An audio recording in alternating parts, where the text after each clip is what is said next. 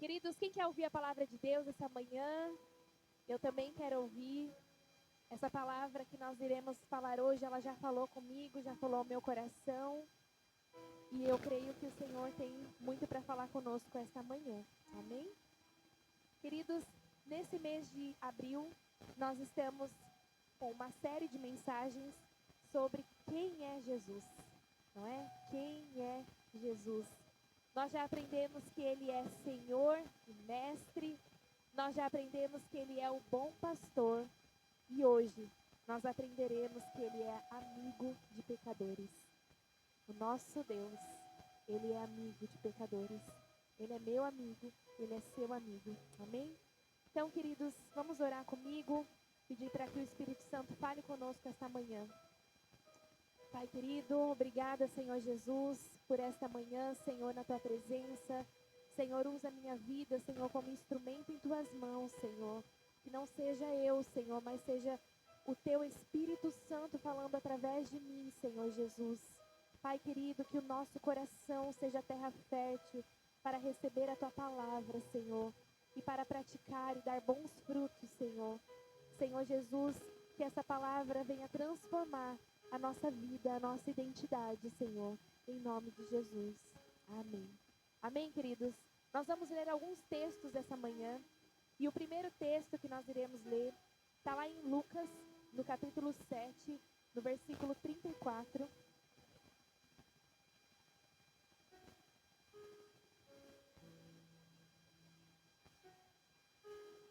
Lucas 7, 34. Ali está o tema, né? Desculpa, Pedro. Então, Jesus como amigo de pecadores. Então, vamos ao texto. Quem achou, diga achei. Quem não achou, diga misericórdia, Senhor. Me ajuda. Amém? E o texto diz assim: o Filho do Homem come e bebe, e vocês dizem, vejam, esse homem é comilão e beberrão, é amigo dos cobradores de impostos e de outras pessoas de má fama. Em outra versão traz ali, né? Veio o Filho do Homem que come e bebe, dizeis, eis aí um homem comilão e bebedor de vinho, amigo dos publicanos e pecadores. Queridos, chamaram Jesus de amigo de pecadores. E esse título que deram para ele, né? Esse apelido que deram para ele, não era um título bom, um título que queriam elogiar Jesus, não. Era uma acusação, principalmente, né, dos fariseus, dos saduceus. Eles o acusavam de ser amigo de publicanos, amigo de pecadores. Então, ele não era um apelido carinhoso, não. Ele era um apelido mesmo de acusação sobre quem Jesus era. Mas Jesus, ele não ligou para esse apelido que os fariseus lhe deram. Pelo contrário, ele abraçou esse apelido. Ele abraçou esse título que o deram como amigo de pecadores. E ser conhecido, né, como amigo de pecadores não foi vergonhoso para Jesus, porque expressava exatamente a missão que Jesus veio fazer aqui na terra, que é redimir os pecadores, né, que é alcançar aqueles que são pecadores, que é perdoar os pecados. Então, esse rótulo não era ofensivo para Jesus, mas fazia parte da identidade de um Deus encarnado. Amém? E é sobre isso que nós vamos refletir esta manhã. É sobre esse Jesus, que é amigo de pecadores. E como texto base, eu queria que você abrisse novamente a sua Bíblia, lá no livro de João, no capítulo 8. Nós vamos ler do 1 ao 11.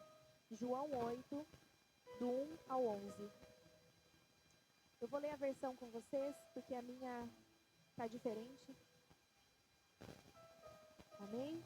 João, capítulo 8, do 1 ao 11. Isso mesmo, Pedro. Amém? Vamos lá acompanhar comigo a leitura. Jesus, porém, foi para o Monte das Oliveiras. E pela manhã cedo, tornou para o templo, e todo o povo vinha ter com ele, e assentando-se, os ensinava. E os escribas e fariseus trouxeram-lhe uma mulher apanhada em adultério. E pondo-a no meio, disseram-lhe: Mestre, esta mulher foi apanhada no próprio ato, adulterando. E na lei nos mandou Moisés que as tais sejam apedrejadas. Tu, pois, que dizes? Isto diziam eles, tentando-o, para que tivessem de que o acusar. Mas Jesus, inclinando-se, escrevia com o dedo na terra. E como insistissem, perguntando-lhe, endireitou-se e disse-lhes: Aquele que de entre vós está sem pecado, seja o primeiro que atire pedra contra ela. E tornando a inclinar-se, escrevia na terra. Porém, ouvindo eles isto, acusados pela consciência, saíram um, a começar pelos mais velhos até aos últimos. Ficou só Jesus e a mulher que estava no meio. E endireitando-se Jesus, e não vendo ninguém mais do que a mulher, disse-lhe: Mulher, onde estão aqueles teus acusadores? Ninguém te condenou? E ela disse: Ninguém, Senhor. E disse-lhe Jesus: Nem eu também te condeno. Vai-te e não peques mais. Amém? Que texto maravilhoso. Queridos, o contexto desse texto que nós acabamos de ler é que os judeus, eles estavam em festa, eles estavam celebrando a festa dos tabernáculos. Então a cidade, ela estava cheia de gente, cheia de pessoas. E a Bíblia relata que Jesus, ele foi para o Monte das Oliveiras para orar, porque ele fazia isso, né? Era costumeiro dele se retirar para a oração. Então, durante essa festa, algo aconteceu. Uma mulher, ela se deixou levar pelas paixões do mundo, se deixou levar pelas paixões mundanas e cometeu um adultério. E essa mulher, ela foi pega no ato do adultério. Ela foi pega mesmo em flagrante, né? No ato mesmo do pecado dela. Então, aquela mulher é arrastada para o meio da multidão, para que ela possa ser exposta e o seu pecado também exposto para o ato que ela fez. Então, nesse contexto, Jesus está ali. Ele desce do Monte das Oliveiras a fim de ir ao templo, e lá a multidão se reúne em volta dele e ele senta para ensinar a multidão, para ensinar, para pregar o evangelho para aquelas pessoas que o rodeavam. Então, de repente, nesse contexto, um monte de gente lá, uma multidão de pessoas trazem a mulher que havia sido pega em adultério. E, queridos, a Bíblia relata que ela era culpada. Ela foi pega no ato do adultério, ela foi pega no ato do pecado. E Jesus, ele está ali no templo, um lugar totalmente tomado pela religiosidade, tomado pela falsa religião, né? Eles acreditavam muito na lei de Moisés, mas eles usavam a lei para o seu próprio favor. E esses fariseus, eles já haviam algum tempo, eles estavam procurando algo para acusar Jesus. Eles estavam procurando algo para prender Jesus, porque eles queriam matá-lo.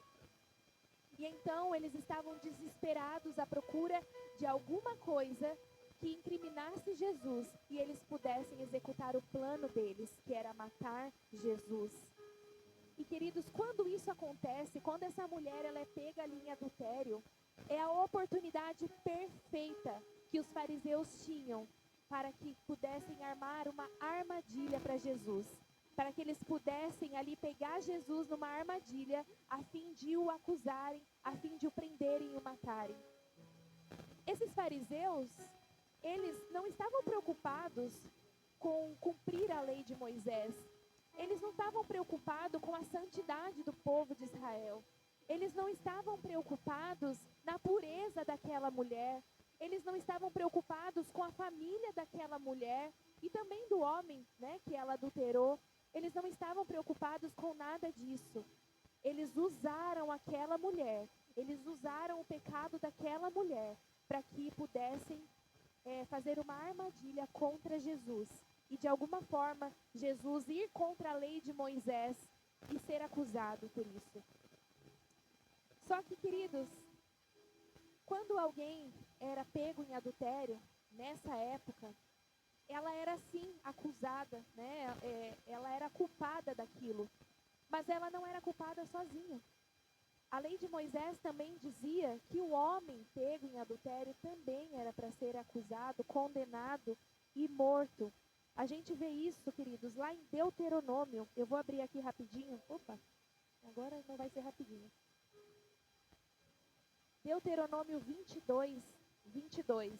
Olha o que a lei de Moisés dizia. Se um homem casado for encontrado na cama com a esposa de outro, os dois serão mortos, o homem e a mulher. Sim, vocês tirarão o mal do meio do povo de Israel. Se numa cidade for encontrado um homem tendo relações com uma moça que tenha casamento contratado com outro homem, levem os dois para fora da cidade, e ali os matem a pedradas. Então, nós podemos observar que a lei de Moisés, ela condenava a morte, mas condenava não só a mulher, mas o homem também. E isso traz para nós que os fariseus, além deles quererem armar uma armadilha contra Jesus, eles eram parciais e preconceituosos, porque eles só levaram a mulher para julgamento. Eles não levaram o homem, né? Porque ela adulterou, mas não adulterou sozinha. Tinha um homem ali, mas não, eles levaram somente a mulher. Porque eles não queriam justiça, queridos. Eles queriam armar uma emboscada para Jesus. Essa era o principal motivo deles trazerem essa mulher para o meio da multidão. Então, essa mulher, ela é colocada ali no meio da multidão. A Bíblia, em outras versões, diz que ela foi colocada no meio, de pé, para todo mundo ver, para ela ser exposta, para ela ser acusada. Eles expuseram ela no meio de toda a gente. E então, eles perguntam, né, para Jesus, mestre. Olha, eles queriam matar Jesus, mas ironicamente eles chamaram mestre. Eles não queriam saber dos ensinamentos de Jesus, das palavras de Jesus, não. Eles queriam mesmo incriminá-lo. Então eles trazem essa mulher ao meio da multidão e perguntam, mestre, essa mulher foi pega em adultério. E a lei de Moisés manda matar, manda apedrejar. E tu, o que dizes? Eles queriam que Jesus falasse. Eles queriam que Jesus fosse contra a lei de Moisés. Mas Jesus teve uma atitude que eles não esperavam. Jesus, ele se abaixa ali naquele lugar. E ele começa a escrever com o seu próprio dedo naquele pó, naquele chão. A cidade, né, naquela época não tinha, como a gente tem hoje, piso, não tinha, como que fala, alcatrão, era de terra batida. Então ele começa ali a escrever na própria terra, no pó da terra. E ele escreveu no chão. E nós, querido, nós não sabemos o que Jesus escreveu. Muitos teólogos, eles procuram explicações, procuram tentar saber o que Jesus escreveu ali. Mas nós não sabemos, a Bíblia, ela não relata o que Jesus escreveu. Mas isso nem é o mais importante dessa história, saber o que Jesus escreveu. Jesus, ele não gritou. Jesus, ele não discutiu com os fariseus. Ele simplesmente ficou em silêncio. E às vezes o silêncio é a melhor coisa que nós temos. E ele começa a escrever ali naquela terra. E olha que interessante, o mesmo Deus que escreveu a lei de Moisés nas pedras é o mesmo Deus que estava ali escrevendo no pó da terra. Olha o que diz lá no livro de Êxodo, Êxodo 31, 18. Diz assim, quando Deus acabou de falar com Moisés no Monte Sinai, entregou a ele as 2 placas de pedra, onde o próprio Deus havia escrito os mandamentos. Em outra versão diz que Deus escreveu com o próprio dedo os mandamentos da lei de Moisés. Então, o mesmo Deus que escreveu com o próprio dedo ali as leis de Moisés, é o mesmo Deus que estava reescrevendo a história daquela mulher no pó da terra. E esse é o mesmo Deus que reescreve a nossa história com o seu próprio dedo. Então, queridos, a lei, ela revela o pecado. A lei de Moisés, ela vem revelar para nós aquilo que é pecado, aquilo que Deus condena, aquilo que é certo, aquilo que é errado. Então, a lei é importante para apontar o pecado. Ela vai ali ditar para nós o que é o pecado, o que é a conduta do homem correto. Mas a graça de Jesus, ela restaura o pecador. Então, a lei, ela aponta o pecado, mas a graça de Jesus, ela restaura o pecador. Então, o amor de Jesus, ele nos mostra o caminho para a eternidade. Esse amor, ele é tão grande que Jesus, ele não foi contra a lei de Moisés. Pelo contrário. Só que ele decidiu, em vez da morte, ele decidiu a restauração e a transformação de vida daquela mulher. Então, eles chegam ali no momento decisivo e os fariseus ainda, continuam. E tu, mestre, o que dizes? O que faremos com esta mulher? O que faremos? Qual é a condenação? Qual é a pena desta mulher? Então, Jesus, ele se levanta e diz: quem não tem pecado, que atire a primeira pedra.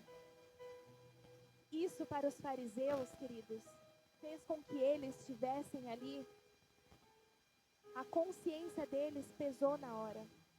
Porque eles eram tão pecadores quanto aquela mulher. Talvez o pecado deles não estivesse exposto como foi o pecado daquela mulher.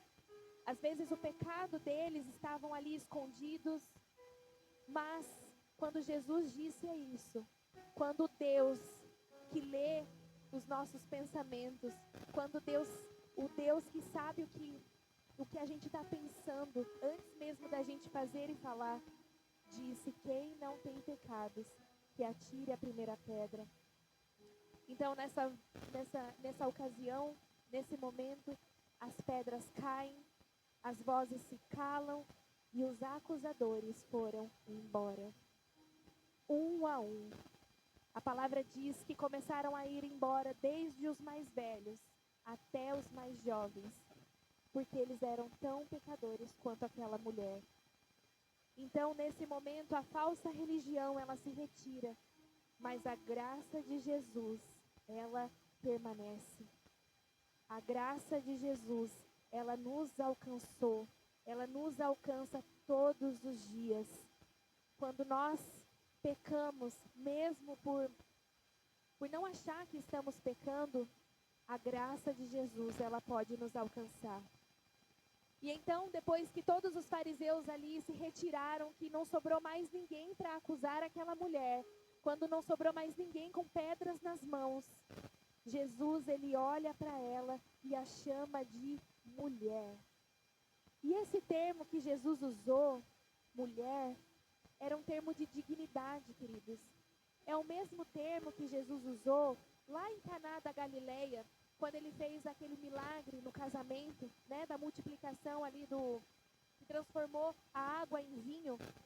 E Maria, a mãe de Jesus, ela foi, pedir esse milagre para Jesus, e ele fala para ela: o que tens eu contigo, mulher? É uma forma carinhosa, uma forma digna de chamar a mulher. E é o mesmo termo que Jesus também usou lá na cruz do Calvário, quando ele olhou para Maria e disse: mulher, eis aí o teu filho. É o mesmo termo. Então, nesse momento que Jesus olha para aquela mulher adúltera, e chama ela mulher, Jesus, ele estava trazendo a identidade daquela mulher de volta. Ele estava restaurando a identidade daquela mulher de volta. Porque ele podia chamá-la de várias outras coisas, mas ele decide chamar ela de mulher. Um termo carinhoso, digno e respeitoso. para as mulheres daquela época. Então, Jesus, ele não chamou ela pelo pecado dela. Ele não chamou ela por algum rótulo, mas ele chamou ela pela identidade dela. Mulher, filha, amada, restaurada, perdoada. Ela, essa mulher, ela chegou ali como acusada. Ela chegou ali como alguém cheia de pecados. Ela chegou ali só com os seus pecados para oferecer para Jesus e nada mais. Mas ela saiu dali daquele encontro como uma mulher restaurada, uma mulher transformada, perdoada e salva pela graça de Jesus. E queridos, diante dessa história, uma verdade importante. Jesus, ele não ignorou o pecado daquela mulher. Ele sabia que aquilo que ela tinha feito era pecado e a lei de Moisés a condenava. Jesus, ele sabia que aquela mulher era pecadora. Ele sabia que ela estava errada, mas também ele não reduziu ela ao pecado. Ele não reduziu ela ao seu erro. Ele trouxe para ela a graça que oferece transformação. Então a lei de Moisés ali acusava aquela mulher. Jesus sabia que ela era, sim, culpada. Mas ao invés de Jesus oferecer morte, ele ofereceu vida para aquela mulher. Ele ofereceu restauração, transformação de vida. E é isso que o Senhor, ele nos oferece hoje. Nós, quando viemos para Jesus, o que tínhamos para oferecer para Ele?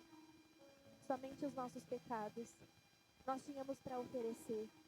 Mas, ao invés dele nos condenar para a morte, ele nos deu a chance de termos vida nele, por meio da graça e do arrependimento do nosso pecado. Então, queridos, ninguém é salvo por cumprir a lei. Mas também não há transformação sem reconhecer o pecado.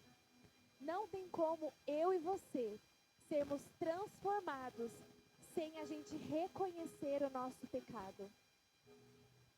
E quando eu me converti, a gente tem a ideia de pecado como só o adultério, o roubo, o matar alguém, a mentira.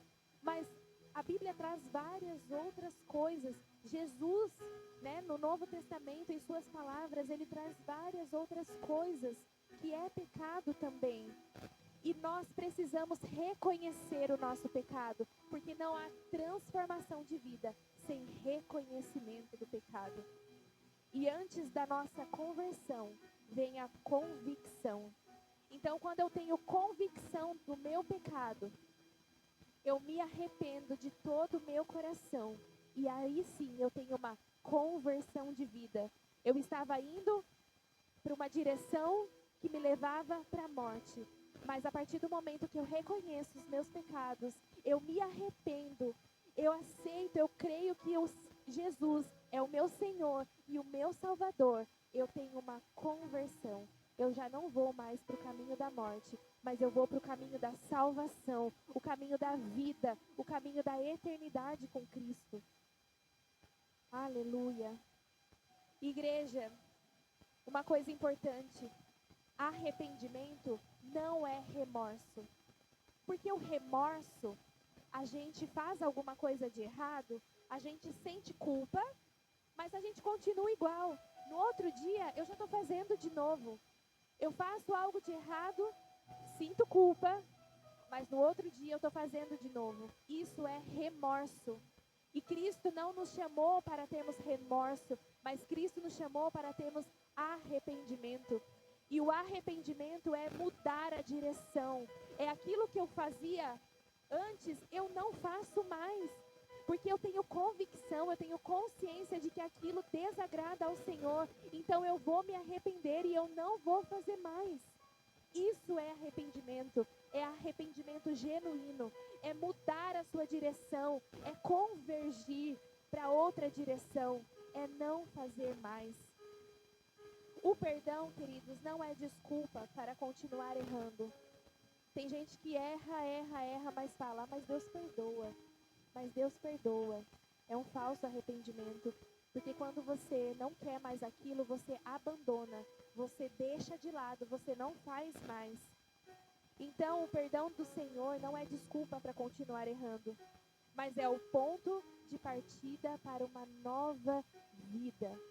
Uma nova vida sem pecados, uma nova vida sem culpa. Queridos, nós somos humanos. Nós iremos pecar durante a nossa caminhada cristã, durante a nossa caminhada com Cristo. Mas há uma diferença em viver no pecado, que a Bíblia chama de iniquidade. E há uma diferença entre, poxa, eu pequei, o Espírito Santo me incomodou. Senhor, me perdoa. Eu estou arrependida, me perdoa, Senhor. Eu não vou mais fazer isso. Me ajuda, Espírito Santo, a não pecar mais. Essa é a diferença. Então, nós chegamos aqui ao nosso amigo de pecadores. Jesus, queridos, ele não é apenas juiz ou salvador, mas ele é o nosso amigo. Ele é amigo dos pecadores. Ele é aquele amigo que quando essa mulher estava lá para ser apedrejada, ao invés dele pegar uma pedra, ele se colocou como escudo para essa mulher. Ele se colocou na frente dessa mulher para que ela não fosse morta ali por aqueles acusadores. Ele é o amigo que escolheu a cruz do Calvário para que levasse os nossos pecados e as nossas dores, ao invés de nós estarmos ali sofrendo. Porque a cruz era para mim, a cruz era para você. Mas esse amigo, ele se fez pecado em nosso lugar. Ele se doou em nosso lugar por amor de nós. Então, antes de Jesus, ele nos apontar o pecado, ele nos dizer o que a gente precisa mudar, ele quer ser nosso amigo. Ele quer se relacionar conosco. Ele quer ter esse relacionamento de amigo mesmo, mais chegado que um irmão. Ele é o nosso amigo, ele é o seu amigo, ele é o meu amigo. Ele decidiu que ao invés de te acusar primeiro, ele quer te aproximar dele. Ele quer construir esse relacionamento com você. Ele quer caminhar contigo, ele quer chorar suas dores, ele quer se alegrar quando você se alegra, ele quer andar contigo, ele quer fazer coisas lindas com você. Porque antes de transformar, ele se aproxima de nós. Antes de corrigir, ele se relaciona e ele entra na nossa realidade. Jesus, ele toca a nossa vergonha e transforma a nossa história. Aquela mulher adúltera, ela era um retrato da nossa miséria. Ela era exatamente o retrato da miséria humana. Alguém rotulada, alguém acusada. Mas Jesus, ele preferiu se achegar a ela. Ele preferiu transformar a vida dela.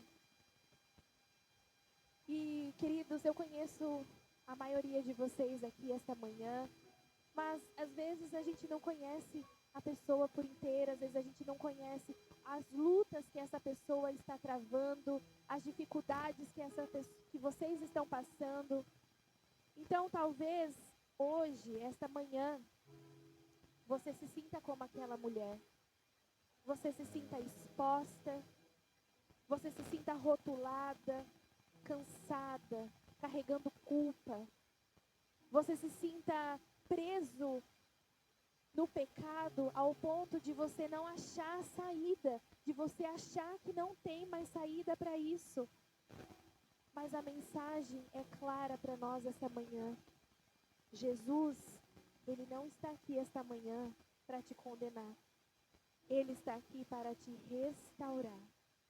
Ele procura um coração quebrantado, um coração que deseja, mais do que tudo, ser amigo de Jesus, que deseja estar perto dele. que deseja ser restaurado por esse amor, que deseja ter a sua vida transformada. Jesus, Ele é o nosso amigo que protege quando querem te ferir. Aquela mulher queriam matá-la, mas Jesus, Ele decide proteger ela. E quando Jesus olha para aquela mulher e diz: mulher, onde estão os seus acusadores? E ela olha para ele e diz: Senhor, não tem mais ninguém. Essa palavra Senhor, ela estava naquele momento reconhecendo quem Jesus era. Ele era Senhor e Mestre. Ele era o bom pastor. Ele era o amigo. Ele era alguém que estava ali para falar: filha, você pecou, mas eu não estou aqui para te condenar. Eu estou aqui para te restaurar, para te transformar, porque eu quero mudar a sua história. Eu quero mudar a sua vida. E para isso, você precisou reconhecer o seu pecado e me reconhecer como Senhor e Salvador. E ela diz: Senhor. Ela diz: Senhor, Tu és o meu Senhor. Ela reconheceu Jesus como Senhor. E é isso que Jesus espera de nós esta manhã. Que reconheçamos Ele como Senhor e Salvador das nossas vidas. Como Mestre, como bom pastor, como amigo. Jesus, Ele nos ama. Ele é o amigo que ama você antes de merecer. Se fosse por merecimento, queridos, nenhum de nós seríamos amados por Jesus. Nenhum de nós somos merecedores do amor do Pai. Mas Ele é um amigo que ama incondicionalmente. Ele ama de tal ponto que o Senhor foi capaz de entregar o seu único filho para que eu e você pudéssemos ter acesso à eternidade. E Jesus é o amigo que transforma sem te humilhar. Ele é o amigo que perdoa e direciona. Qual foi o diálogo de Jesus? O que ele disse para aquela mulher no fim daquele diálogo? Ele disse: vai-te em paz e não peques mais. Jesus, ele perdoou aquela mulher, mas ele também direcionou ela. Eu tenho uma nova vida para você. Vá e não peques mais. Vá e não olhe para trás. Vá e viva uma nova vida. Viva uma vida abundante que só há em mim. Vá e não peques mais. Queridos, Jesus, Ele te ama do jeito que você está. Mas Ele te ama demais para deixar você do jeito que você está. Ele nos ama demais para permitir que a gente viva uma vida miserável, uma vida medíocre, porque o que Ele tem para nós é abundância de vida. O que Ele tem para nós é vida nova. O que Ele tem para nós é uma vida cheia da presença dEle, cheia da graça dEle, cheia do amor e misericórdia dEle. E esta manhã Ele está dizendo para você: filha, filho, eu quero ser o teu amigo. Eu quero ser o teu amigo que está em todo o tempo contigo. Eu não vim para te acusar, mas vim para te oferecer transformação, restauração, nova vida. Aleluia. Eu queria que você curvasse a sua cabeça, fechasse os seus olhos. Se você está aqui hoje como esta mulher, sentindo sozinha, sozinho, acusado, humilhado, precisando de restauração, que você possa entregar isto ao Senhor esta manhã. Que nós possamos reconhecer o nosso pecado e pedir perdão ao Senhor esta manhã. Me deparei com aquele mestre escrevendo com o dedo no chão.